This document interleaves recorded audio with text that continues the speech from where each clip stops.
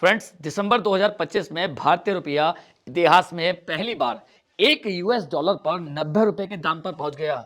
इस पर आरबीआई ने महत्वपूर्ण कदम उठाते हुए और आरबीआई गवर्नर से संजय मल्होत्रा ने 5 दिसंबर 2025 को $1 ट्रिलियन रुपीस का OMO open market options purchase करने का अनाउंस किया। आरबीआई का मानना है कि ऐसा करने से सिस्टम में लिक्विडिटी यानी तरलता फिर से बैलेंस में हो जाएगी, जिससे रुपए के गिरने से होने वाले नुकसान की भरपाई होगी। लेकिन कैसे, चलिए समझते हैं।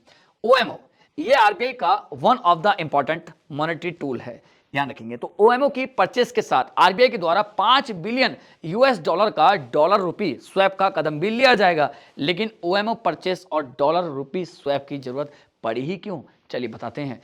इंडियन रुपये के कमजोर पड़ने से कुछ समस्याएं सामने आती हैं, जैसे डॉलर की डिमांड बढ़ती है, फॉरेन इन्वेस्टर्स इन्वेस्ट से बैकआउट करने लगते हैं, अल्पकालिक ब्याज दर यानी शॉर्ट टर्म इंटरेस्ट रेट काफी बढ़ जाता है, और सबसे बड़ी दिक्कत कि बैंक्स में कैश कम पड़ने लगता है। इन्हीं सब और इन जैसी समस्याओं से निपटने के लिए आरबीआई का यह कदम इंडियन बैंकिंग सिस्टम को स्टेबल करने में मदद करेगा। कैसे, समझते हैं। बैंकिंग लिक्विडिटी की भरपाई, फॉरेन इन्वेस्टर्स के बैक आउट की वजह से बैंक में कैश खत्म हो जाते हैं और ओएमओ खरीद से आरबीआई बैंक्स में कैश की भरपाई पूरी करता है। दूसरा, मनी मार्केट पर तनाव में सुधार आ जाएगा।